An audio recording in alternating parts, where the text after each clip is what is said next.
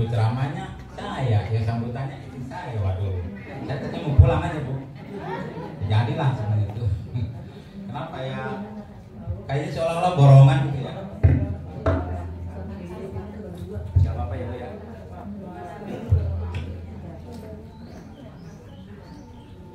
Gak boleh pahala borongan Bu. Tadi juga saya doang berdua. Harus bagi-bagi. Bukannya apa nih?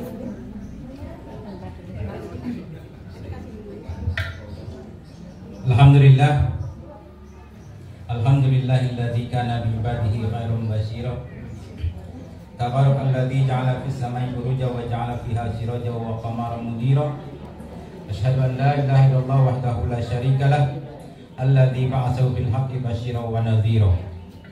Wa da'iyan ilal haqqi bi idnihi wa sirajan munira. Allahumma shalli wa sallim wa barik ala sayyidina Muhammad wa ala alihi wa sahbihi wa sallam tasliman katsira amma ba'd. Qala Allah ta'ala fi kitabil karim bismillahirrahmanirrahim. Qaulun ma'rufun wa maghfiratun khairum min shadaqatin yatba'uha adza. Wallahu ghaniyyun halim. Yang saya hormati Ketua Majelis Taklim Jahratul Diniyah. Betul ya Bu? Ibu Maimunah. Saya nyebutnya Ibu Wahyu. Ya kata ibu, saya ingin ngaji aja. Kenapa ngaji pahalanya gede? Kata Nabi, barang siapa yang duduk mendengarkan gurunya ngajar, pahalanya 1 lebih besar daripada kita sodakoh 1000 ekor kuda perang. Bapak ibu duduk doang dengerin gurunya ngajar ngomong, itu dapat pahala lebih besar daripada sodakoh 1000 ekor kuda perang. Mohon maaf, ada nggak yang punya kuda perang? Boro-boro 1000 ekor, bulunya aja kagak punya di kamu. Betul kan?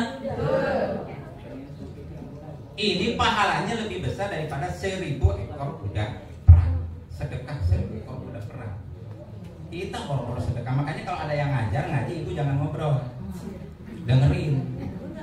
Saya paling sebel kalau lagi ngajar, mohon maaf Pak, saya guru ya Bu. Saya paling sebel kalau saya lagi ngajar ada anak yang ngobrol. Kenapa? Karena ngobrol itu dolun wa mudillun, sesat menyesatkan. Kenapa? Udah dirinya kagak dapat ilmu, yang lain diganggu. Tapi kalau tidur silahkan. Kenapa tidak mengganggu yang lain? Saya kalau di kelas anak tidur saya senang. Kenapa? Saya bisa tidur juga. Iya kan gitu. Kenapa? Mohon maaf ya, gaji mah nggak dipotong walaupun tidur juga.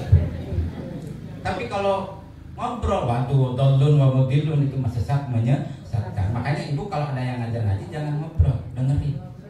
Kenapa? Ya itu kan pahalanya besar. Yang pertama lebih besar daripada sedekah 1000 ekor kuda perang. Kita memboro-boro 1 ekor, selembar 10 ekornya jangan punya. Bahkan mungkin belum tahu kita kuda perang seperti apa. Yang kita tahu kan kuda yang biasa pakai delman, andong. Walaupun sekarang udah jarang. Ya, harganya kuda perang dengan kuda biasa tuh harganya lain. Mohon maaf Bu, saya ke Garut. Kalau kita beli domba, itu harganya 3 juta kalau mau kurban. Tapi kalau domba adu, itu kalau sudah menang bisa seharga Avanza. Iya, bisa seharga Avanza. Ya, 100 juta sekian. Ya, kalau kuda perang lebih mahal lagi. Kalau kuda andong itu mungkin harganya sekitar 7 juta. 5 juta kecilnya, kuda perang bisa 150 juta gitu kan. Jadi kalau kita dengerin gurunya ngajar Bapak Ibu hikmah, ya seperti kita, bahkan bukan seperti lagi, lebih besar pahalanya daripada sedekah 1000 ekor kuda perang. Yang kedua, kata Nabi, orang yang duduk mendengarkan gurunya ngajar, pahalanya lebih besar daripada kita sholat sunat 1000 rakaat. Mohon maaf Pak, pernah kita sholat sunat 1000 rakaat? Pernah ya? Walaupun sholat sunat 1000 rakaat, sholat tarawih aja yang 23 jadi yang 11 gitu. Bener ya? Jangan yang 23 Ustaz, capek. Tapi kalau duduk dengerin guru ngajar, itu pahalanya lebih besar daripada itu. Udah dapat pahala, dapat makan lagi. Enak bener. Makanya kalau ada yang guru ngajar, jangan makan mulu Bu. Karena sakit gigi loh. Mau sakit gigi. Ya, 1000 rakaat pahalanya lebih besar. Jadi itulah pahalanya orangnya. Makanya kalau ngaji itu jangan sampai enggan gitu, jangan sampai segen, jangan sampai ditinggalkan. Ada kegiatan program pengajian harus berangkat. Yang ketiga kata Nabi, pahala orang yang duduk dengerin gurunya ngajar lebih besar daripada kita mengantarkan 1000 jenazah ke kuburan. Kita bukan gak mau ngantar, nyari orang yang mati 1000 orang sekaligus susah.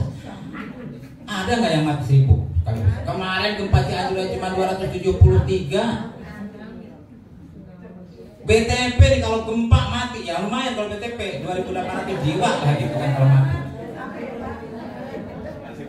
Cuman kalau yang 2800 jiwa BTP mati, kita nggak bisa nganterin karena kita dianterin kan gitu. Itu yang repotnya. Itu makanya kalau ada ngaji datang Bu. Cuma saya mau nanya, ibu-ibu berangkat ke ini izin nggak sama suami? Izin nggak? Jangan sampai nggak izin. Kenapa? Ibu istri keluar rumah itu tanpa izin suami, selagi belum sampai ke rumah maka seluruh malaikat Allah dan makhluk yang ada di bumi di langit mengutuknya. Itu mau ngaji Bu, mau sholat sunat, mau puasa sunat izin. Apalagi kalau ngutang sama warung, izin Bu. Ngutang sama warung, ngeritit sama tukang apa namanya ya? Kalau ngeritit izin nggak sama suami? Ibadah aja izin, apalagi ngeritit Bu, harus izin sama suami. Jangan sampai enggak. Ya Bu ya. Jadi kalau ibu datang ke pengajian izin dulu sama suami, kata suami jangan, nggak usah, di rumah saja, di rumah. Ya nggak tahu suami ngapain, tanya suami ibu. Ya mungkin dia punya hajat sama istri kan gitu. Kebetulan anak-anak pada nggak ada di rumah berdua doang. Kan ibadah pahalanya besar itu Bu. Melayani suami sama dengan membunuh 3.000 Yahudi. Ya kalau sekali aja 3.000 Yahudi, kalau 3 kali udah 9.000. Kalau kuat gitu. Kalau ibu-ibu sih kuat insya Allah. Kenapa? Karena wanita itu adalah makhluk yang kuat. Betul ya? Kata siapa perempuan makhluk lemah? Perempuan itu makhluk yang kuat. Buktinya obat kuat hanya diciptakan untuk bapak-bapak. Betul ya? Nggak ada obat kuat untuk ibu-ibu. Belum dengar saya. Ya. Ini ngobrol aja Bu, ngobrol kosong aja. Kalau ibu nanti ada yang mau nanya aja. Boleh ya. Ada yang mau nanya dulu? Jangan dulu. Warga kita tuh ada 53. Tapi yang di musola paling nggak nyampe setengahnya. Betul ya? Betul, hampir di semua. Hampir di semua. Padahal ada di rumah. Yang mengerikan itu kalau bapak-bapak yang sudah pensiun, yang sudah tua, kerja kagak, ke musola kagak, udah mau mati ngapain lagi? Udah pensiun itu artinya udah tua Pak. Negara saja sudah tidak membutuhkan lagi tenaganya. Betul nggak? Iya, negara saja sudah tidak butuh lagi tenaganya. Kenapa? Udah lemah. Artinya kita sudah harus mempersiapkan lagi masa depan. Hidup yang akan kita lalui. Hidup ini ada 7 Pak, Bu. 7 kali kita hidup. 1 di alam arwah sudah kita lalui. Semua manusia yang lahir ke dunia melalui alam arwah, alam ruh. Bayi yang terakhir lahir di dunia, ruhnya sudah ada di alam arwah. Sudah ada. Tuh. Alam pertama, alam kedua apa? Alam rahim. 9 bulan 10 hari ada di perut perempuan, di ibunya. Kalau yang normal 9 bulan 10 hari. Kalau yang kurang namanya prematur. Kalau yang lebih namanya betah. Ya, betul. Ada yang sampai 12 bulan. Pas lahir kuku udah panjang, rambut udah panjang, gigi udah panjang. Ya, ada yang udah 12 bulan. Betah itu namanya Bu. Nah yang kedua, yang ketiganya Alam dunia nih yang kita lalui ini macam-macam. Ada yang lahir langsung mati, ada yang 10 tahun mati, ada yang 20, ada 30, ada yang sampai 100 tahun. Cuman umat Nabi Muhammad sudah diingatkan, nanti akhir zaman umatku tidak akan lebih dari 63 tahun. Sekarang udah banyak yang berguguran belum 63 tahun. Ya. Nah, kalau sudah pensiun berarti udah 55 tahun. Kalau 63 tahun tinggal berapa lagi? 8 tahun. Itu kalau hitungan hijriyah. 63 tahun itu hitungan hijriyah. Hitungan masehinya nggak sampai 63. Kenapa? Tahun masehi dengan tahun hijriyah perhitungannya beda. Kalau perhitungan hijriyah itu 1 tahunnya berapa bulan, berapa hari, Bu? Sama 12-nya sama 12 bulan. Bedanya berapa hari? Bisa 15 hari. Kalau tahun Masehi setahunnya 365. Tapi kalau tahun Hijriah 351. Paling banyak. Kenapa? Karena tahun Hijriah mah tidak ada yang tanggal 31. Semuanya 29 atau 30. Jadi kalau Nabi Muhammad 63 tahun itu Hijriah. Kalau Masehinya 61 tahun sekian, nggak sampai 62. Kita ngitung Hijriah apa Masehi? Kita ngitung Hijriah apa Masehi kalau tahu? Masehi kita mah sampai hafal nama bulannya. Sampai nama bulan dijadikan anak, nama anak. Bulan Januari lahirnya dikasih nama Januaristi. Bulan Februari dikasih nama Febrianti. Betul? Bulan Maret dikasih nama Martini. Bulan Mei, Mei. Bulan Juni, Yuni. Ada nama Yuni? Pasti bulan Juni lahirnya. Gak mungkin gak bukan bulan Juni. Salah itu emaknya. Juli, pasti Juli. Agustus, Agus, kan gitu. Nah.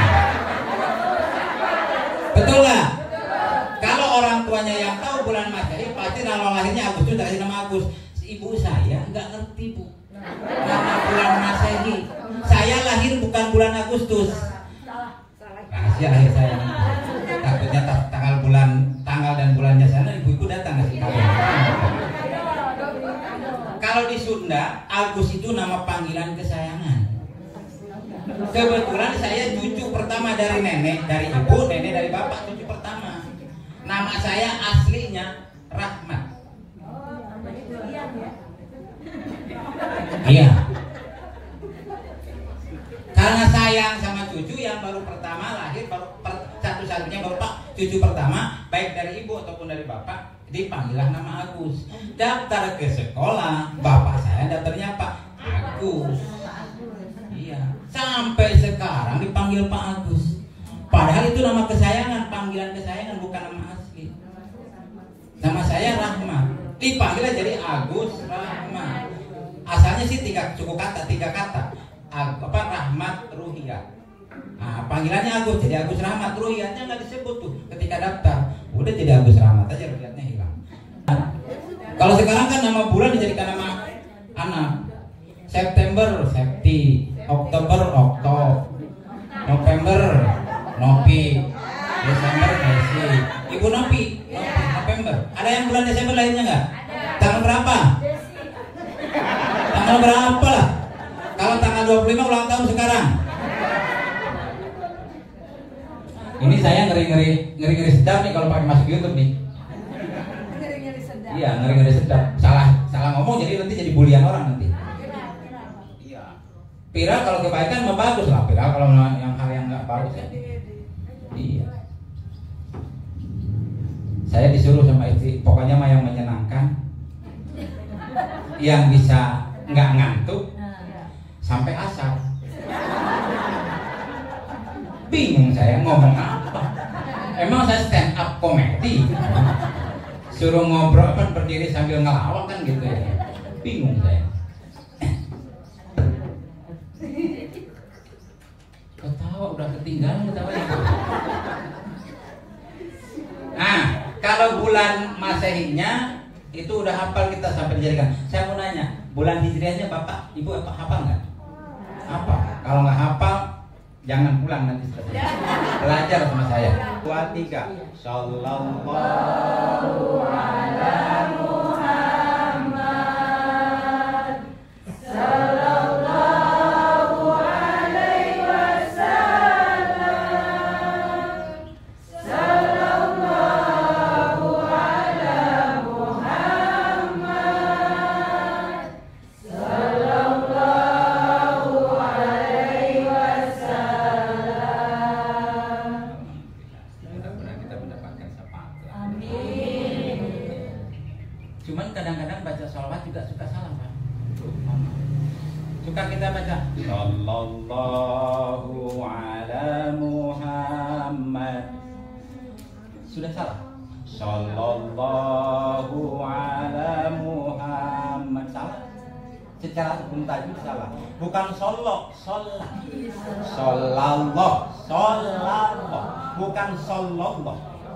Sholat.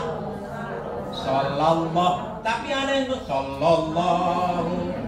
Salah. Enggak ada Allah. Allah itu adanya di tafhim, lafaz jalalah, kata Allah. La itu enggak ada Allah. Sholat artinya kesejahteraan. Kalau Solo itu sendirian, penyanyi Solo atau kota yang ada di Jawa Tengah. Sholat. Muhammad bukan haknya yang panjang tapi M-nya. Sallallahu ala Muhammad. Sallallahu alaihi wasallam. Salam, lamnya nggak ada yang panjang. Kadang-kadang lah kita panjang. Sallallahu alaihi wasallam. Nggak ada. Ya, di situ. Kadang-kadang baca assalamualaikum juga suka salah, Bu. Assalamualaikum kita jawabnya waalaikumsalam. Padahal waalaikumsalam. Ada alif lam itu istisna, bukan. Kadang-kadang ya kita salah. Ngaji Quran itu gampang-gampang susah. Kalau kita salah baca Quran, salah arti, salah makna, salah tujuan, bisa musyrik, bahkan bisa kafir. La ilaha illallah. Coba kita. La ilaha illallah. Kadang-kadang la ilaha illallah, la ilaha illallah, la ilaha illallah. Padahal la ilaha illallah. Dan yang kebanyakan salah tuh la ilaha illallah. La ilaha illallah. Salah itu. Harus ada tasdid illa. La ilaha illallah. Tidak boleh la ilaha illallah. Salah jauh artinya, Bu. Kalau orang mengatakan la ilaha illallah itu berarti tidak mengakui Allah sebagai Tuhannya. Boleh saya artikan ya. La itu lam tafhim. Tidak ada. La ilaha Tuhan illa kecuali Allah. La ilaha illallah. Tidak ada Tuhan kecuali Allah. Illa.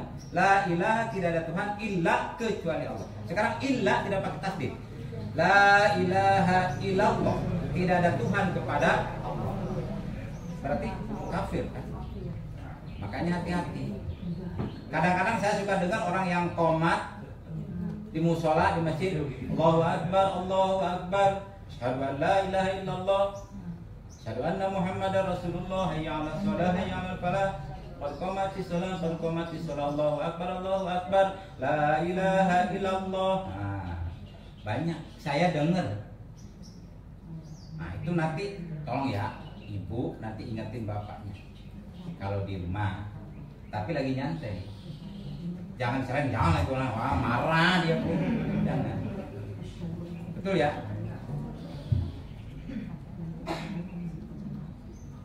Satu, Muharram. 2, Safar. 3, awal. Kita nyebutnya mulut. Kenapa disebut bulan mulut? Karena bulan Rabiul Awal itu ada mulut. Mulut itu lahir. Mulut, muludan, kelahiran. Maulid dilahirkan. Jadi bulan mulut adalah bulan kelahiran. kelahiran Rasulullah disebutlah bulan Maulid, bulan kelahirannya Rasul. Padahal bulannya Rabiul. Yang keempat Rabiul Akhir. Yang kelima Jumadil Ula. Jumadil Ula. Yang keenam Jumadil Tsani. Kita kan Jumadil Awal, Jumadil Akhir. Jumadil Ula, Jumadil Tsani. Yang ketujuh Rajab. Bukan Rajab, Rajab. 8 Sya'ban. 9 Ramadan disebut puasa karena ada kewajiban melaksanakan puasa, disebut bulan puasa. Yang ke 10 Syawal. 11 Dzulqa'dah atau Dzulqa'dah. Yang ke 12 Zul. Bukan Jul, Zul. Pakai za, bukan pakai z, bukan pakai zai. Zul Hijjah. Kenapa disebut Zul Hijjah? Karena itu ada haji. Ya. Jadi jangan sampai kita orang Islam sendiri nggak tahu nama bulan di tahun Hijriyah, itu identitas umat Islam. Kita kalah sama orang-orang itu ya. Kalau bulan Januari Februari kita mah nggak pernah lupa. Kenapa? Tanggal 1 lah udah gajian. Tanggal 25 gitu kan. Bahkan ada momen-momen yang paling kita tahu tanggal-tanggal. Biasanya tanggal 14 Februari apa tuh ya? Oh, Valentine kan gitu. Valentine. Ya. Jadi kalau kita ngaji itu dapat pahala seperti itu, ya. Jadi duduk dengerin gurunya ngajar itu seperti kita lebih besar daripada kita mengantarkan 1000 jenazah, mengantarkan ke kuburan, mengantarkan 1000 jenazah ke kuburan. Makanya kalau ada pengajian jangan sampai enggak. Ini kita udah pada tua, mohon maaf nih, udah pada tua ini kita, udah pada pensiun ya. Mau kemana lagi? Mau kemana lagi kalau udah pensiun? Iya kan, saya bilang negara aja sudah tidak membutuhkan tenaga kita. Mau kemana lagi? Kalau bapak ibu, mohon maaf, ini saya catat. Ada yang bawa Quran nggak? Boleh dibaca surat Hud ayat 15-16. Surat Hud ayat 16-15.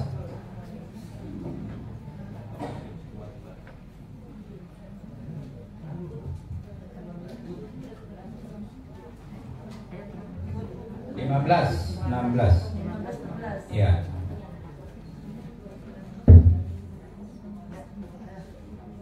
Biar komunikatif aja, Bapak baca dulu. Mana? Ada? Kasih mic-nya, Bu. Mana tadi? 15. Ya. RT 15, ada 15 mana? 15. Baca ayat 15-nya lah.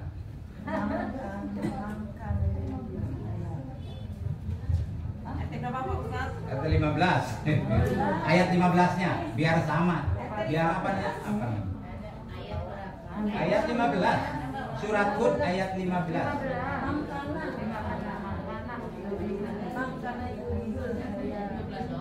Ya, 15 dulu dah.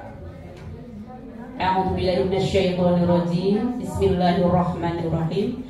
Man kana yuridul hayatad dunya wa zinataha nuwaffi ilaihim a'malahum fiha wa hum fiha la yubkhasun.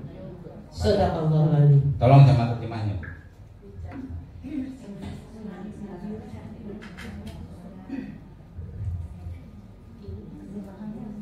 Ada terjemahannya?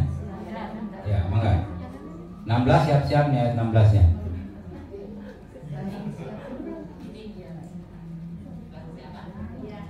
Barang siapa menghendaki kehidupan dunia dan perhiasannya, pasti kami berikan atau balasan penuh atas pekerjaan mereka di dunia dengan sempurna, dan mereka di dunia tidak akan dirugikan. Oke.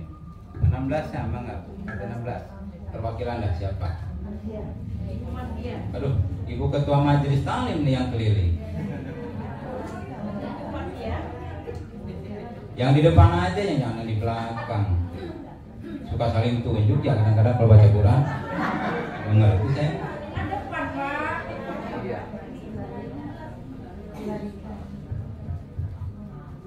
A'udzu billahi minasyaitonir rajim. Bismillahirrahmanirrahim. Ulaika alladzina laysa lahum fil akhirati ilan nar wa habita ma sana'u fiha wa batilum ma kanu ya'malun. Terjemahnya Bu artinya. Itulah orang-orang yang tidak memperoleh di akhirat kecuali neraka dan lenyaplah di akhirat. Itu apa yang telah mereka usahakan di dunia dan sia-sialah apa yang telah mereka kerjakan. Ya, kan tahu ya. Jadi orang yang ngaku gulung apa yang ngaku gulung? Orang yang apa yang ngaku gulung bahasanya apa ya? Orang yang ngaku gulung itu apa ya? Ngurusin dunia aja, tidak ingat nanti kehidupannya akan datang, rugi dia. Kenapa? Karena apa yang dia kerjakan di dunia, di akhirat lenyap, hilang. Orang yang sudah tua, tangannya sudah lemah, sudah nggak bisa menggenggam lagi, itu Allah sudah memperingatkan kepada kita bahwa kita ini jangan lagi ngurusin dunia. Orang yang sudah pensiun itu orang udah lemah tenaganya. Saya mohon maaf kalau yang masih aktif kerja nggak ke musola masih mending lah, masih mending. Ini udah tua, nggak mau datang ke masjid, nggak mau datang ke musola, mau kemana lagi? Badan aja udah lemah, tangannya udah lemah, udah nggak bisa menggenggam lagi. Ini masih urusan dunia yang dikejar. Mau kemana lagi? Saya mau nanya nih, ada nggak ibu-ibu di sini yang bapaknya, suaminya belum pensiun? Angkat tangan dah yang belum pensiun.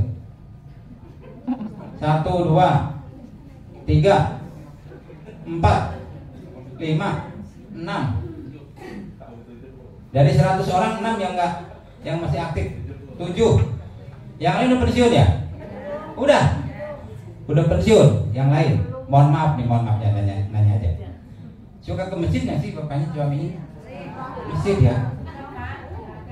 Pasti. Jangan sampai enggak.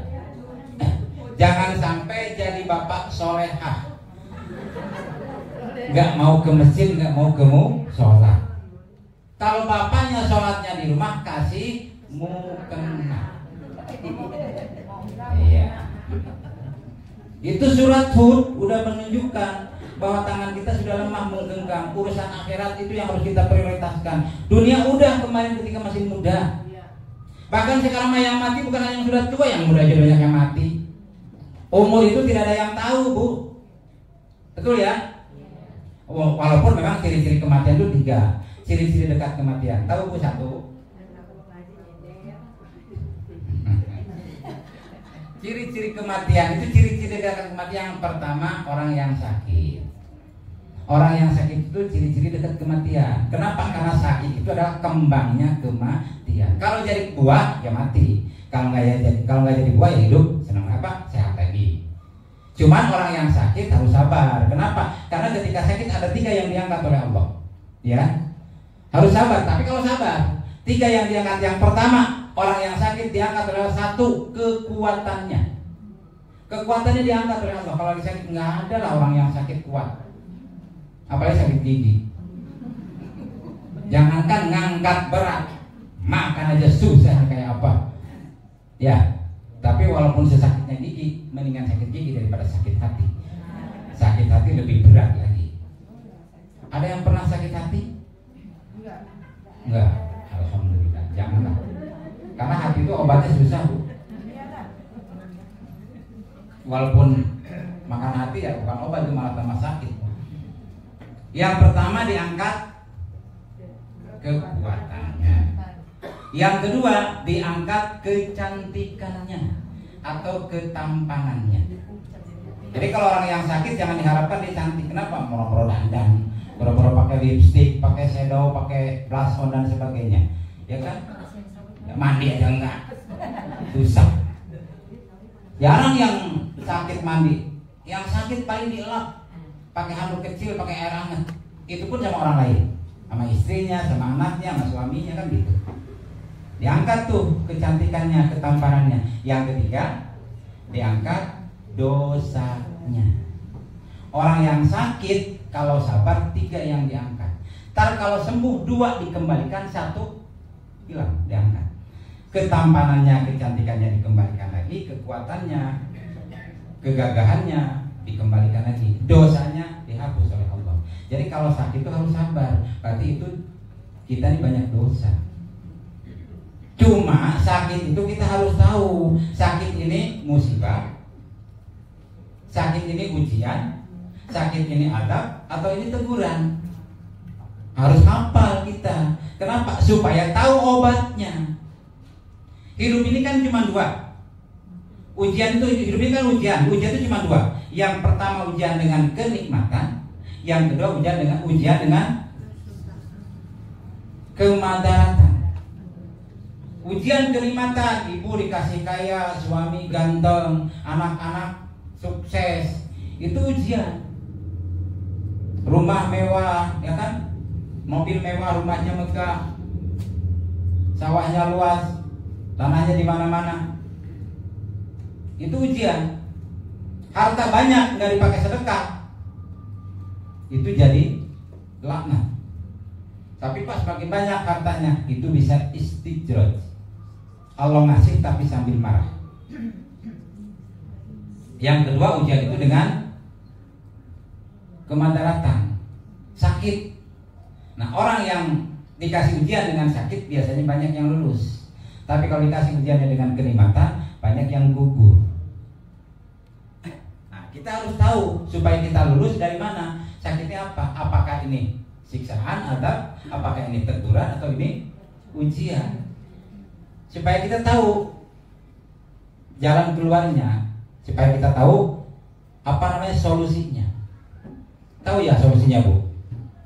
Orang sholat nggak pernah, majelis taklim nggak pernah datang, sama tetangga nggak akur, tapi hartanya banyak, usahanya maju, kerjanya bagus, ya kan, karirnya melejit, tapi sholat nggak pernah, majelis taklim nggak pernah, sama tetangga nggak akur.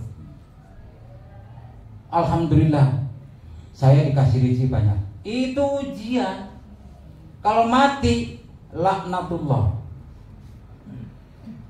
Nah, supaya lulus ujian itu dengan kenikmatan, oh, ini adalah ujian. Kita dikasih ini, kita harus memanfaatkan harta ini dengan sebaik-baiknya. Khudz min amwalihim shadaqatan tutahhiruhum wa tuzakkihim biha. Minimal zakatnya. Syukur-syukur dengan sedekah jariyahnya, infaknya. Ini biasanya agak susah zakat, susah jariah itu ibu-ibu. Betul ya? Ibu-ibu susah zakat. Kenapa? Takut nggak cukup 1 bulan itu duit. Khawatir aja. Betul, Bu? Enggak. Yang betul berarti biasa.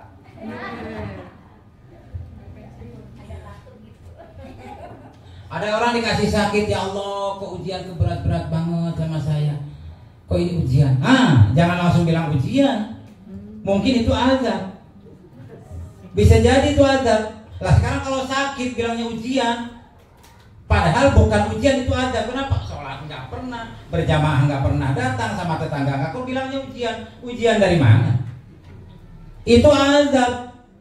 Supaya sembuh sakitnya, kembali ke jalan yang benar dengan cara bertaubat. Jadi selesainya dapat dengan apa? Dengan taubat. Kenapa? Karena kita banyak maksiat. Supaya tahu solusinya, jangan bilang langsung ujian. Jadi kalau sakit itu jangan langsung bilang ujian, tapi introspeksi. Anak kita ini suka baca Quran enggak? Anak kita suka sholat enggak? Kalau puasa, suka puasa enggak? Ini mah puasa enggak, sholat dilewat, duhur ribu, asar riwe, maghrib capek, isya ikatan cinta, iya subuh tunduk itu. Apa dikatakan itu namanya ujian? Itu azab, siksa. Supaya lulus taubat kepada Allah. Kalau ujian itu apa? Sabar obatnya. Sholat biasa, berjamaah dilaksanakan tiap saat, ngaji Quran tiap malam, Yasin dibaca tiap Jumat, Al-Kahfi dibaca tiap pagi Jumat pagi, dan sebagainya. Kok kenapa ya saya miskin terus? Kenapa anak-anak sakitan terus? Itu baru ujian, sabar. Jadi tahu solusinya. Permasalahan kita apa? Tahu solusinya. Kenapa? Karena introspeksi diri. Ini sama tetangga enggak akur, dikasih sakit, bilangnya ujian. Kapan mau akur sama tetangga kalau begitu? Enggak akur-akur, ya kan? Jadi orang yang sakit itu 3 yang diangkat oleh Allah. Nah, itu kalau sabar. Sabarnya udah belakangan, hilang itu maka. Kasih sakit, ya Allah, kenapa sih sakit? Coba sakit dikasih ke yang lain. Itu bukan sabar. Tapi sabar juga harus ikhtiar, ya Bu ya. Makanya ketika kita dikasih sakit, ini yang paling banyak salah langkah itu adalah ucapan, lisan, salah omongan. Dan mohon maaf, anggota tubuh kita ini nanti akan dimintai pertanggungjawaban oleh Allah Subhanahu wa Ta'ala. Ada 7 anggota tubuh yang akan dihisab nanti. 7 yang akan dihisab oleh Allah. Yang pertama adalah mata. Ini nanti akan diminta pertanggungjawaban. Yang kedua telinga. Yang ketiga lisan, mulut. Yang keempat tangan. Yang kelima perut. Yang keenam parji, kemaluan. Yang ketujuh kaki. 7.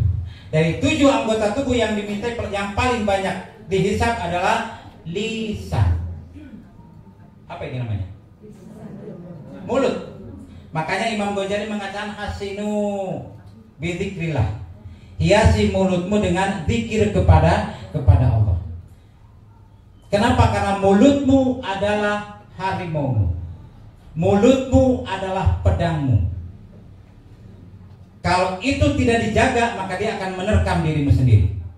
Makanya kata Sayyidina Ali, kata Sayyidina Ali, salamatul insan fi hifdzil lisan. Selamatnya manusia tergantung kepada pemeliharaan lidahnya. Makanya Bapak Ibu jaga lidah kita. Jangan sampai mengucapkan hal-hal yang tidak baik.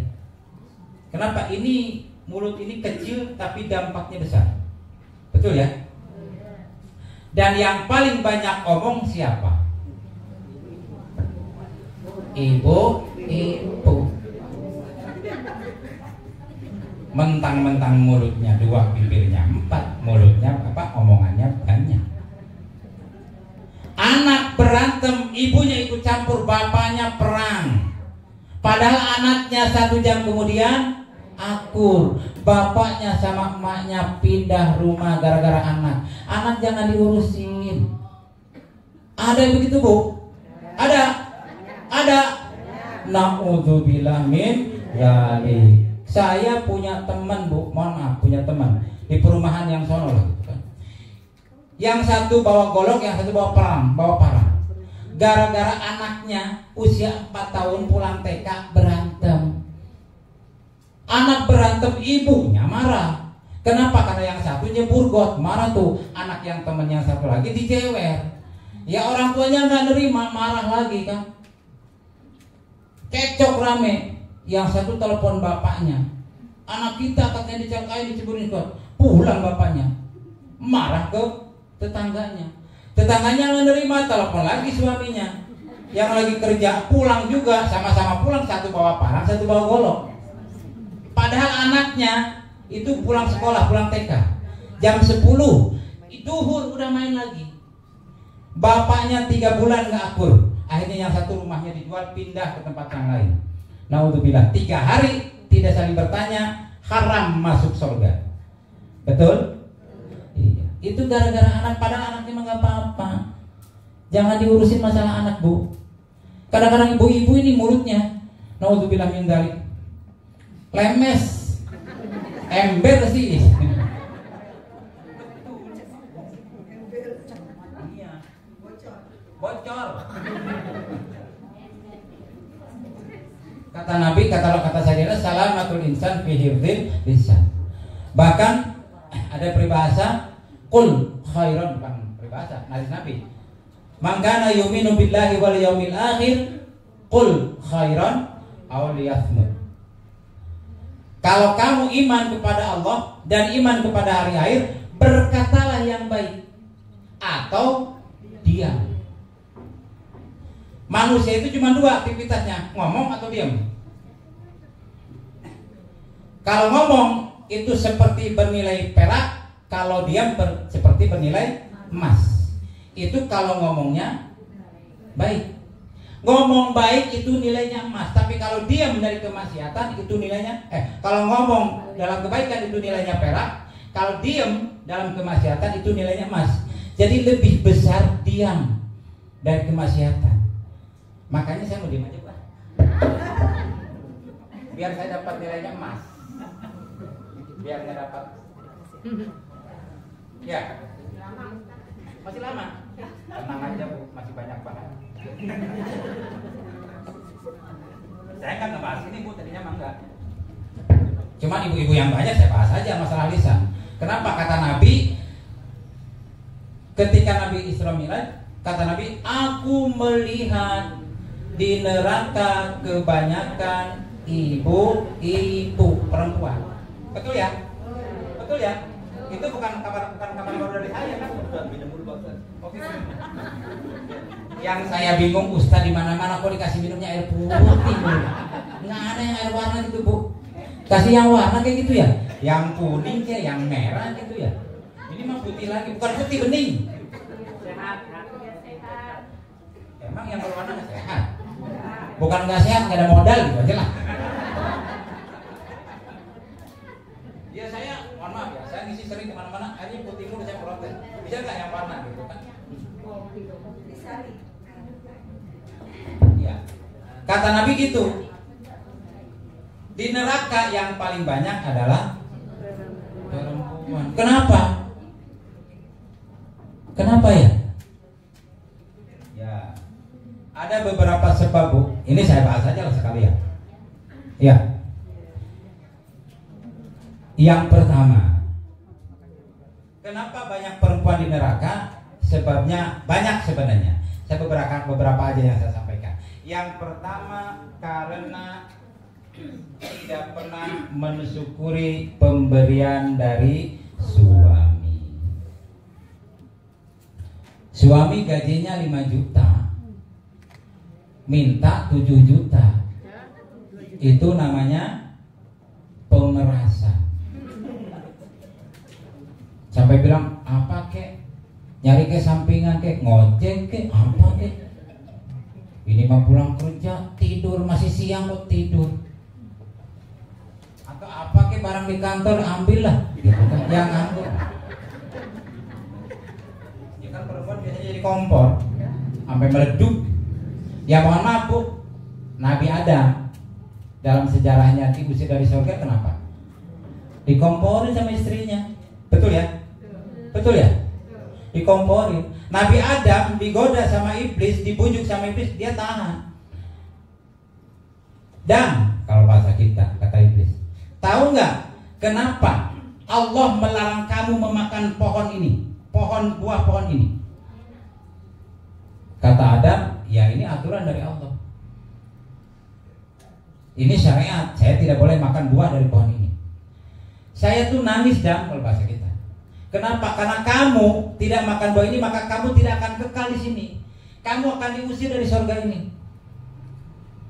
Loh, kenapa diusir? Karena kamu nggak mau makan ini. Ini buah huldi. Huldi itu dari kholidan, artinya kekal. Disebutnya huldi. Disebutnya buah huldi ya, terkenal kan? Dari kholidannya. Ini ada buah kekekalan. Kalau kamu makan buah ini, maka kamu akan kekal di dalam surga. Kata Nabi, lah, enggak. Saya tidak mau makan buah ini karena ini larangan dari Allah. Iblis menggoda Adam, bujuk Adam, nggak mampu. Tapi iblis datang kepada istrinya. Kenapa? Karena perempuan gampang. Perempuan kalau dengan fulus, luluh Pak. Betul?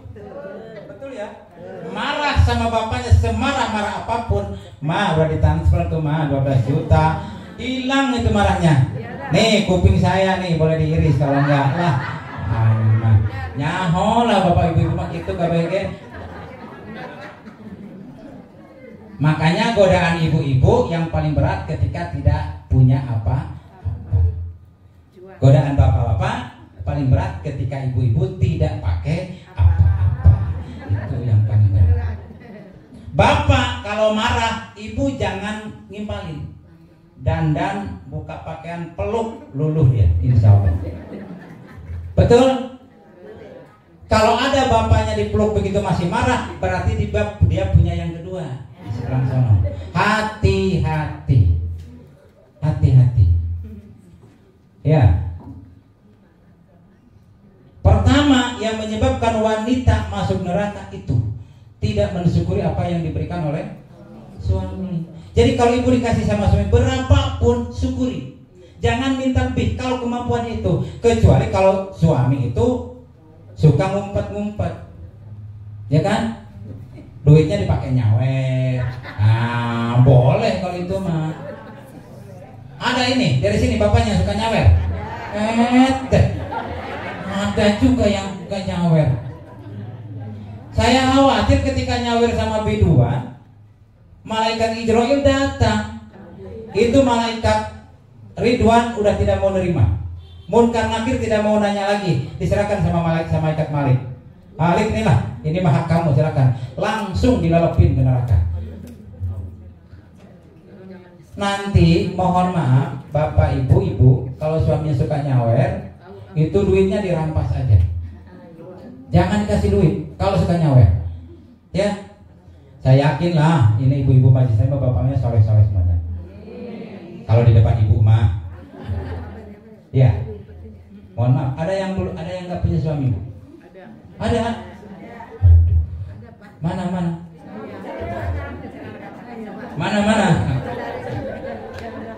Masih muda apa udah tua sih? Berbahagialah ibu yang sudah tidak punya suami. Kenapa? Karena sudah tidak boleh ngoceh lagi pada suaminya. Tidak ada dosa. Iya. Tapi sedih juga, kenapa? Itu jalan satu-satunya masuk surga yang paling gampang. Iya. Suami itu bisa menjadi jalan ke neraka, bisa juga memudahkan ke surga. Kalau suaminya soleh, ibu taat sama suami, surganya gampang. Kewajiban istri mah nggak banyak, cuma 3. Kewajiban pokok 1 tambahan. Apa kewajiban pokok bagi istri? 1 mengandung, hamil. 2 melahirkan. 3 menyusui. Itu kewajiban ibu mah. Kenapa? Karena nggak mungkin bapak mengandung, melahirkan, menyusuikan, nggak mungkin. Kewajiban ibu itu 3 kewajiban pokok, 1 tambahan. 1 mengandung, hamil. 2 melahirkan. 3 menyusui. 4 kewajiban tambahan, taat sama suami. Kewajiban nyari nafkah segala urusan rumah tangga itu suami. Nyari duit suami, nyuci pakaian suami, ngegosok suami, masak suami, nyapu suami, ngepel suami. Kewajiban suami itu semuanya. Istri kewajibannya taat sama suami. Kata suami, "Neng masak atulah." "Neng tolong cuciin." Cuci. "Neng masa baju teko kusut begini, tolong setrika." Ya setrika lah. Kan kewajiban. Ibu nolak perintah suami sama dengan nolak perintah Allah. Seandainya saja di dunia ada boleh yang disujudi, maka niscaya kata Nabi, aku suruh seorang istri bersujud kepada suaminya. Jadi kalau kata suami masak, lah gampang beli aja. Suami lebih senang kalau dimasakin, betul ya? Betul. Kalau ibunya pintar masak. Kalau ibunya masaknya asin mulu, mana ada suami doyan. Bisa darah tinggi kalau masak asin mulu. Iya, kesel yang ada. Nggak asin, manis mulu. Diabetes lagi. itu menyuruh suami cepat mati. Ya. Makanya ibu-ibu harus pintar masak, Bu. Kenapa? Biar disayang suami. Ya memang dua.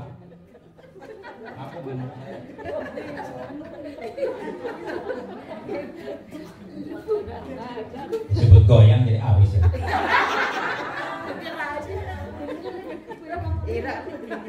Padahal ini Bekasi ini panas tapi goyangnya doyan.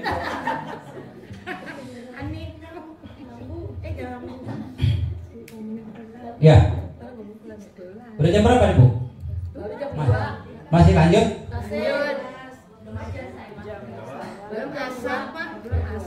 Belum asar.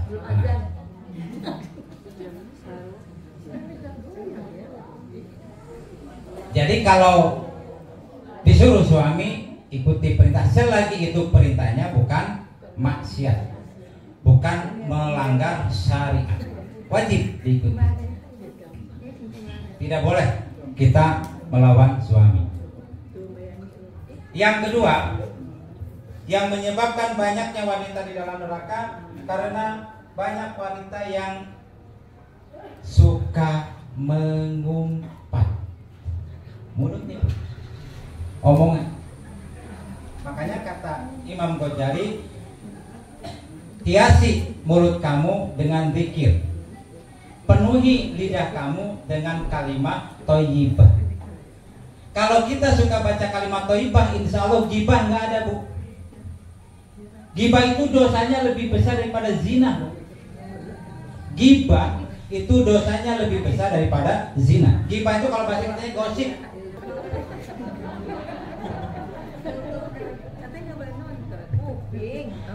Kalau nonton mata, kalau kuping denger.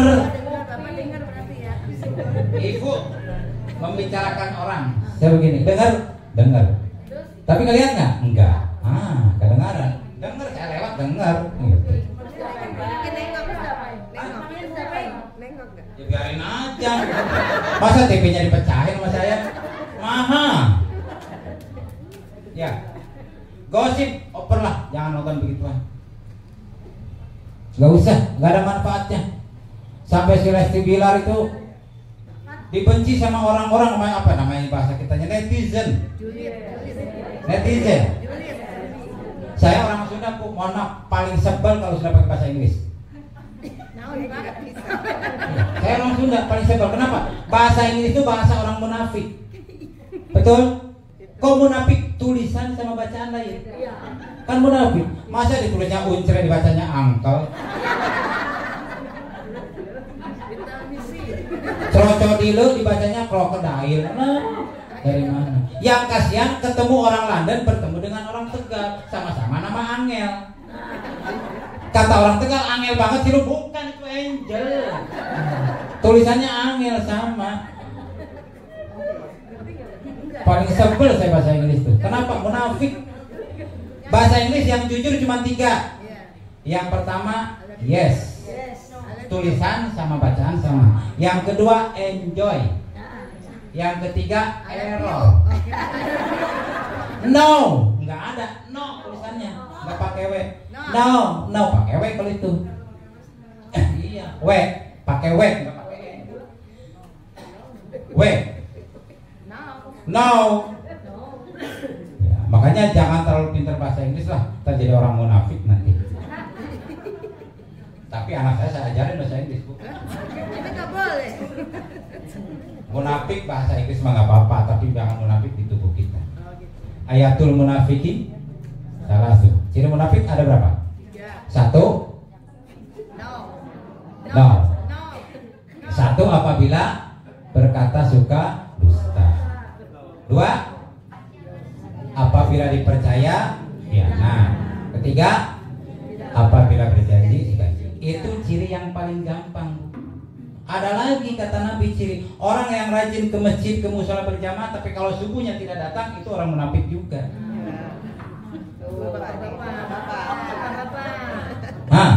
Orang yang rajin maghrib, isya, ke mushola, zuhur, asar, tapi subuh kagak, itu orang munafik juga.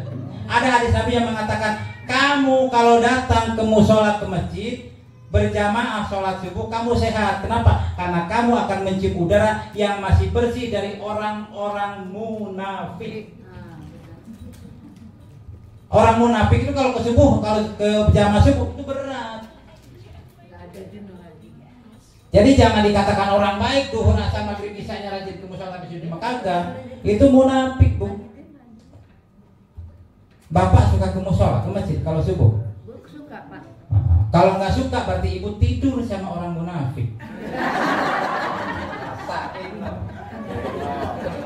Kena sekarang ya. Ternyata suami saya munafik ya. Bukan hanya tukang bohong, bukan hanya tukang hianat, bukan hanya tukang ingkar janji. Ternyata yang tidak mau ke masjid di sholat subuh juga itu orang munafik. Itu Nabi mengatakan begitu, bukan saya ini mah ya, Bu. Hati-hati Ibu, jangan tiru dengan orang munafik. Alhamdulillah, Bu. RT 17 subuhnya lumayan banyak. Ya, alhamdulillah. Amin. Satu baris.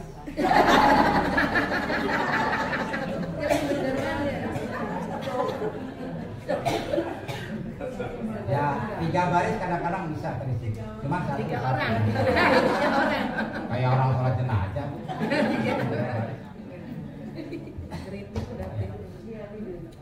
Cuman kalau RT 17 saya maklum, Bu. Kenapa warganya dikit?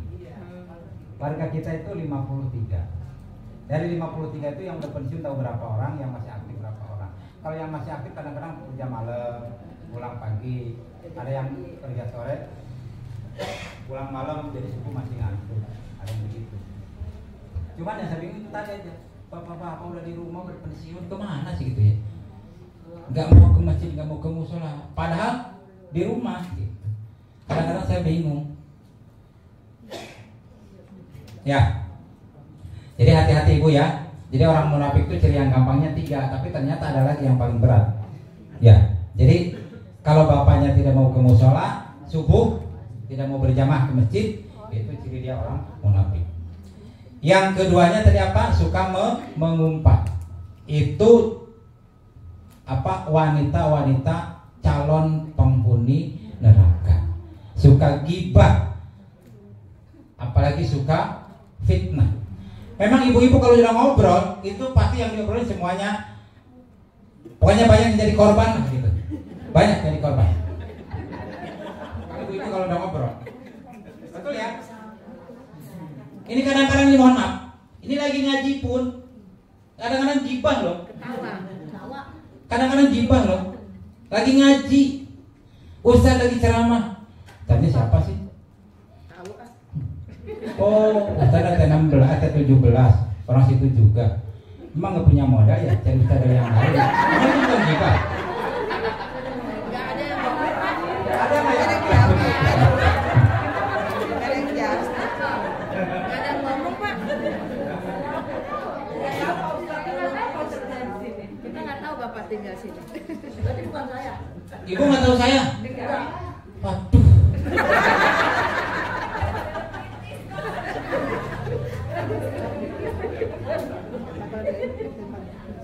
Saya ini orang. Saya ini orang terkenal, Bu.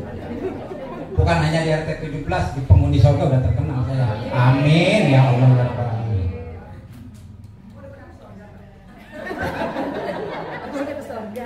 Siapa sih yang ngepingin surga? Cuman kalau masuk surga jangan sendirian. Ajak temen ya. Ajak teman. Makanya kalau ibu mau ke surga ajak teman. Kenapa? Surga itu lebih luas daripada 7 lapis langit, 7 lapis bumi. Ibu sendiri masuk surga betah nggak? Nih kuping saya kalau betah.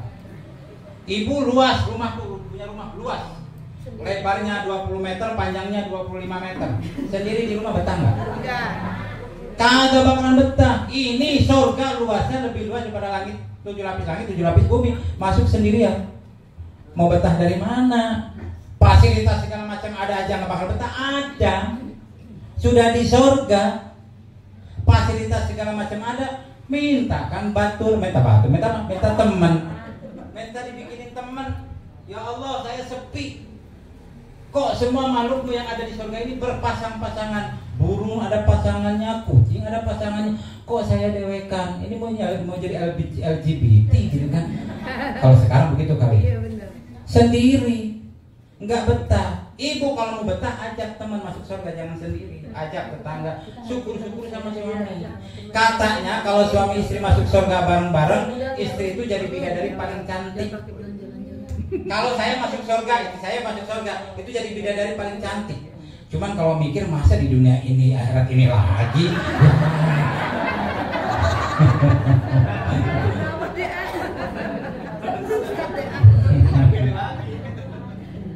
Mau yang baru. Mikir juga, Bu. Gimana caranya gitu ya.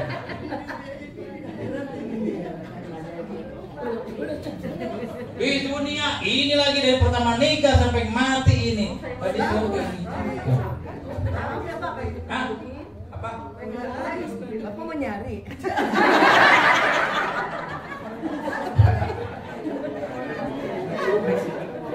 Ini yang namanya mau nyari pasti janda dia.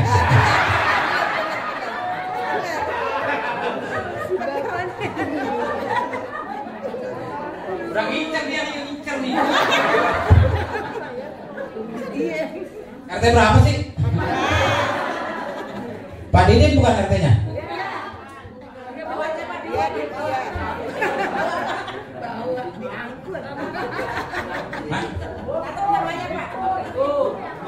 Gak usah dicatat namanya, saya datang RT 64.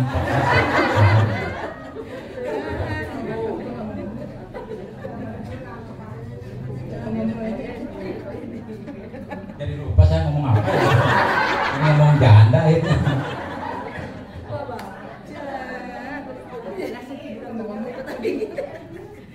Apa lu tadi kamu saya apa?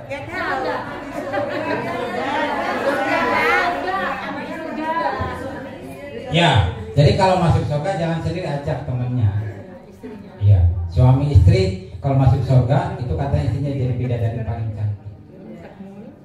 Cuman kalau di surga mah nggak ada cemburu, Bu. Kalau ibu nggak percaya boleh tanya sama penduduk surga. Saya mah nggak pingin tahu sekarang, mah nggak pingin tahu. Saya mah percaya aja.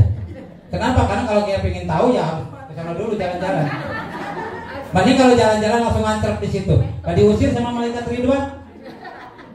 Lu kan cuma ingin tahu doang ke sini. Lu pindah sana no. Lu sama malaikat Malik. Mau digituin. Makanya kalau bagi laki-laki itu apa namanya? Bonus, bukan bonus saya punya. Kalau bahasa kita mah ngawibitanya, ngawibita itu apa berarti?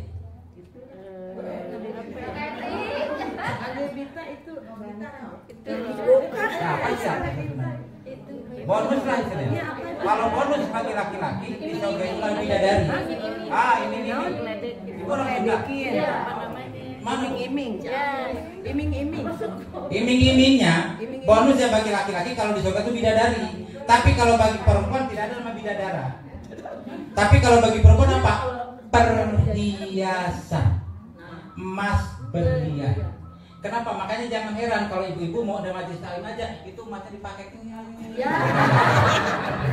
Itu ibu-ibu. Perhiasan. Kenapa? Karena ibu-ibu iming-imingnya itu perhiasan. Nggak ada iming-imingnya bidadara, pangeran, nggak ada. Jadi perhiasan. Jadi ibu-ibu kalau sakit itu kalau pengen sembuh, cepat sembuh, nggak usah dibawa ke dokter, bawa ke toko emas. Betul ya? Langsung sehat lah pokoknya. Yakin. Itu memang kodrat perempuan. Kalau laki-laki kodratnya ke perempuan. Iya. Laki-laki itu tidak boleh melihat jidat licin, pantat mulus, waduh. Mau tuh bila minta. Ya.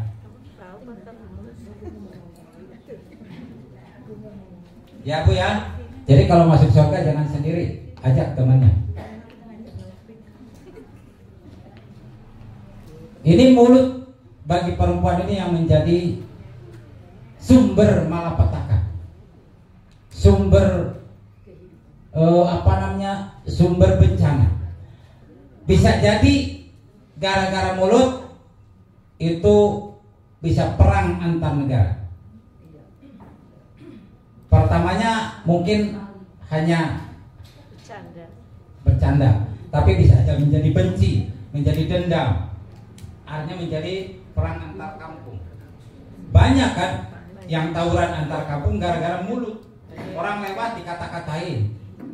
Betul Bu, itu bukan cerita bohong. Ada perempuan bareng sama pacarnya lewat, ada anak-anak muda di sini, dikatain gini. Dia nggak enak kan? Ngadu sama temennya. Di mana? Kampung sebelah. Serang di sana. Ini, serang lagi. Ada yang celaka, orang tuanya nggak nerima anak celaka, ngomong sama tetangganya, anak saya dicelakai sama kamu, serang lagi, perang antar kampung. Bisa jadi seperti itu, gara-gara mulut. Makanya mulut ini kecil tapi dampaknya besar. Tapi bisa dampak baik, bisa dampak buruk. Nah, supaya dampak baik apa? Hiasi bibir kamu dengan kalimat thayyibah. Penuhi mulutmu dengan zikrullah. Zikir kepada Allah. Ada 9 kalimat thayyibah yang diajarkan oleh Imam Ghazali. Ibu mesti tahu. Perbanyak kalimat thayyibah ini kita baca, insya Allah terhindar kita dari gibah apalagi fitnah. Apa? Yang pertama, ucapkan kalimat basmalah. Setiap ibu mau melakukan suatu pekerjaan, awali dengan bismillah, insya Allah bernilai ibadah. La tubdi'u bi bismillah fahuwa aqta. Setiap pekerjaan yang tidak diawali dengan bismillah putus pahalanya. Awali dengan bismillah. Ibu keluar rumah tadi bismillah ya? Izin suami. Cium tangan. Cium tangan pipi kanan pipi kiri. Cium pipinya. Itu pahalanya sama dengan nyium hajar aswad. Apalagi kalau suaminya hitam, oh itu hajar aswad pisan.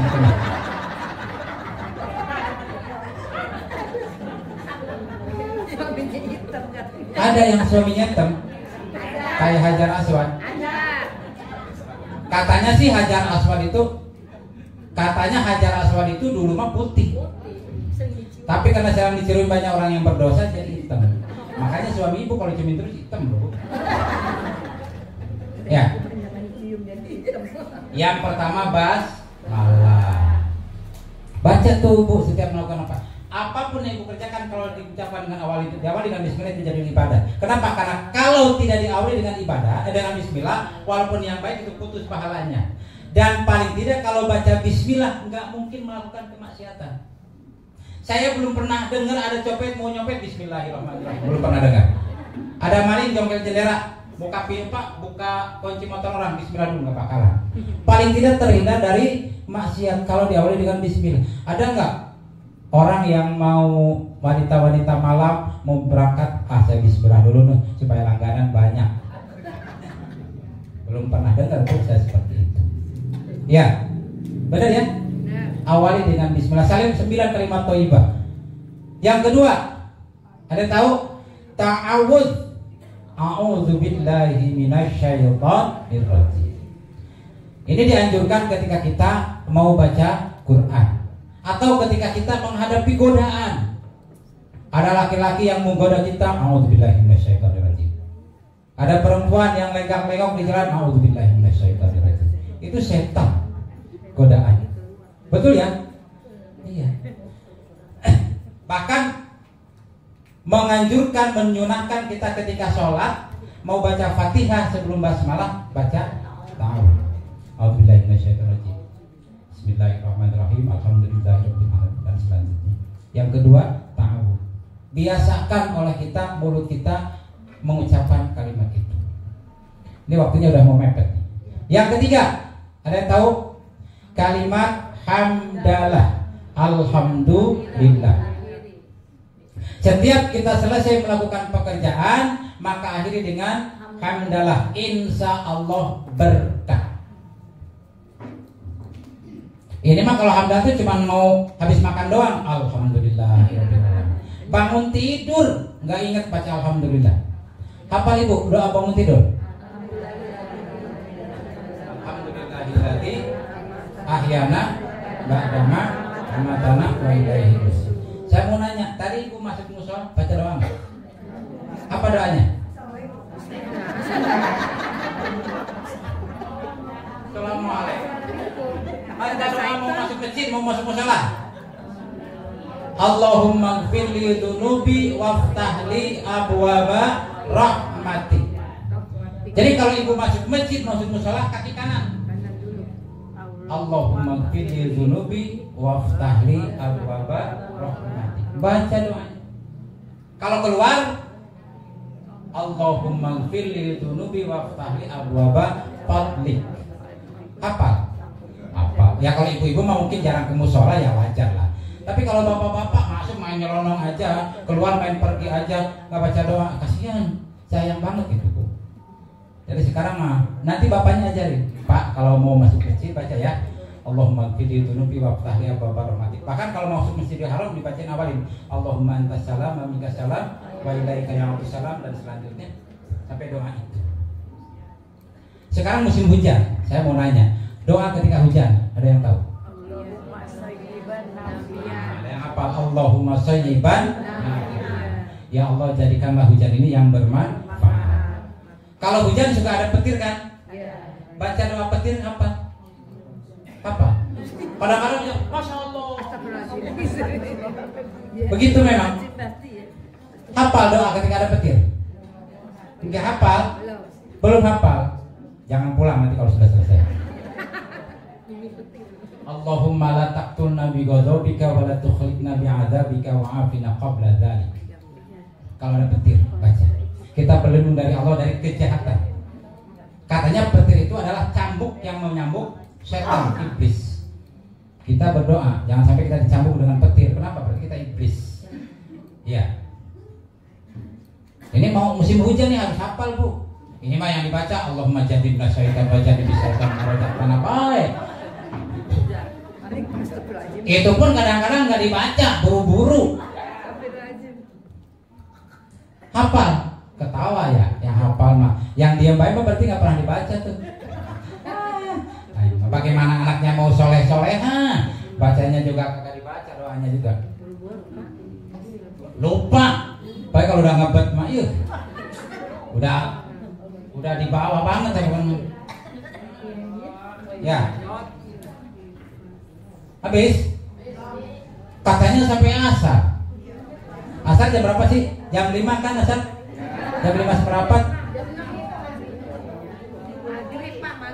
Asar itu jam 13 lebih 14. Jam 3 lebih 14. Ya. Ya, pokoknya saya sampaikan aja nih. Yang ketiga hamdalah. Yang keempatnya tasbih. Subhanallah. Yang keempat takbir. Makanya disunahkan ketika kita selesai sholat Pak, baca minimal yang 3. Subhanallah, alhamdulillah, Allahu Akbar 33. Yang ke berapa itu tadi? Yang kelima, sekarang yang keenam. Yang keenamnya Pak, Masya Allah. Nah, Masya Allah itu adalah kalimat doa supaya itu berkesinambungan. Kadang-kadang kita suka salah penerapan Bu. Anak nakal Masya Allah, anak nakal terus. Iya kan? Kenapa itu doa? Supaya itu berkelanjutan. Nah, anak nakal jangan Masya Allah. Ya kan? Subhanallah juga jangan. Ya, yang ke-7 istighfar. Astagfirullah. Saya salah apa ya sehingga anak saya begini gitu kan. Yang ke-8 tahlil. La ilaha illallah. Man qala la ilaha illallah fi akhiril kalam dakhala jannah. Barang siapa yang mati, barang siapa yang akhir kalimatnya mengucapkan la ilaha illallah pasti masuk surga. Setelah mengucapkan la ilaha illallah tidak berucap lagi alias mati, maka pasti masuk surga. Itu jaminan Rasulullah. Saya percaya banget. Kalau ibu nggak percaya silakan la ilaha illallah sekarang. Silakan. Mau nggak? Percaya kan? Percaya. Kenapa? Itu Nabi. Man qala la ilaha illallah fi akhiril kalam dakhala jannah. Kalimat tahlil. Yang keberapa itu? Yang ke-9 istirja. Inna lillahi wa inna ilaihi raji'un. Kita kalau baca kalau ada meninggal, padahal bukan hanya meninggal, ketika dapat musibah apapun innalillahi. Kadang-kadang mohon maaf ibu lagi jalan kaki kesandung, kurang ajar, setan, haram jadah. Nah, itu mulut maksiat loh, dosa. Tapi inna lillahi wa inna ilaihi raji'un. 9 kalimat thayyibah yang perlu kita dawamkan dalam kehidupan sehari-hari. Ada lagi satu lagi kalau tidak salah. Apa ya? Bismillah, ta'awud, alhamdulillah, subhanallah, la ilaha illallah, Allahu akbar, istighfar, udah istighfar, istirja, ya istirja, Udah. ada 10, sebenarnya ada 10.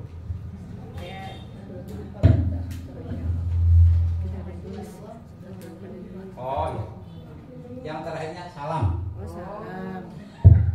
Hakul muslimi alal muslimi sittun. Hak muslim yang satu dengan yang lainnya 6. Idza laqitahu fasallim alaih. Apabila bertemu ucapkan salam. Ciri dekatnya kiamat, orang sudah mengucapkan salam hanya kepada orang yang kenal. Itu ciri dekatnya kiamat. Kita kalau mengucapkan salam kan hanya orang kenal aja kan. Kalau kita ketemu dengan orang yang tidak kenal walaupun pakai kerudung, itu nggak baca salam. Saya pernah naik angkot, assalamualaikum, orang bengong sambil ngetawain. Kenapa nggak dijawab kayak gitu kan? Nah itulah ciri sudah dekatnya kiamat, mengucapkan salam hanya kepada orang yang kenal. Dan ini sudah tanda-tanda dekatnya kiamat. Kenapa? Karena kita mengucapkan salam hanya kepada orang-orang yang kenal. Bapak Ibu, saya sudah diingatkan ini, waktunya sudah injury time, sudah mau habis. Ya, mohon maaf, apa yang saya sampaikan ini adalah ucapan saya. Kalau yang benar datang dari Allah, yang salah datang dari kebodohan Agus Rahmat. Yang benar mudah-mudahan jadi pahala buat saya, buat ibu. Yang salah mudah-mudahan diampuni oleh Allah Subhanahu wa Ta'ala. Mudah-mudahan kita diberkahi selamanya. Umur kita dalam keadaan panjang, sehat, dan dalam keadaan taat. Anak-anak kita soleh dan soleha. Rumah tangga kita sakinah, mawadah, warahmah. Kita akhiri dengan baca doa. Allahumma sholli wa sallim wa barik ajmain. Amin. Bismillahirrahmanirrahim. Alhamdulillahirabbil alamin. Hamdan syakirin, hamdan na'imin, hamdan yuwafi ni'amahu wa yukafi mazidah. Ya Rabbana lakal hamdu kama yanbaghi li dzalikal karim ma'adzim sultani. Allahumma shalli ala sayyidina Muhammad wa ala ali sayyidina Muhammad. Allahumma arinal haqqa haqqan warzuqna ittiba'ah wa arinal batila batila warzuqna ijtinabah. Allahumma rabbi zidna ilma warzuqna fahma wa amalan mutaqabbala. Allahumma ij'al fi hadzal majlis hadzal rahmah hadzal mubarakah. Rabbana taqabbal minna innaka antas samiul alim wa tub alaina innaka antat tawwabur rahim. Allahumma ighfir lana dzunubana wa li walidayna warhamhuma kama rabbayana shighara wa li jami'il muslimina wal muslimat wal mu'minina wal mu'minat al ahya'i minhum wal amwat. Innaka sami'un qaribun mujibud da'wat ya qadiyal hajat wa ya kafiyal muhimmat bi rahmatika ya arhamar rahimin. Allahumma ighfir lana dzunubana wa li walidayna warhamhum kama rabbayana shighara. Rabbana hab lana min azwajina wa dhurriyyatina qurrata a'yun waj'alna lil muttaqina imama. Rabbi ij'alni muqimas shalah. Rabbana wa taqabbal du'a. Allahumma inna nas'aluka husnul khatimah wa na'udzubika min su'il khatimah. Allahumma rizqna taubatan nasuha qabla al-maut. Allahumma ya muqalliban qulub tsabbit qalbi ala dinika. Allahumma tawwil umurana wa sahhi ajsarana wa nawwir qulubana wa wasi' arzaqana wa ilal khairin qaribna wa anni syarri ba'idna wa rabbi hawaijana fid dini wad dunya wal akhirah. Rabbana taqabbal minna salatana wa siyamana wa qiyamana wa ruku'ana wa sujudana wa qu'udana wa tadarru'ana wa takhassu'ana wa ta'budana wa tamin taqsirana ya Allah ya arhamar rahimin. Rabbana atina fid dunya hasanah wa fil akhirati hasanah wa qina adzabannar bi fadli. Subhana rabbika rabbil izzati amma yasifun wa salamun alal mursalin walhamdulillahi rabbil alamin. Subhanakallahumma wa bihamdika asyhadu an la ilaha illa anta astaghfiruka wa atubu ilaik. Billahi hidayah wal inayah. Wassalamualaikum warahmatullahi wabarakatuh.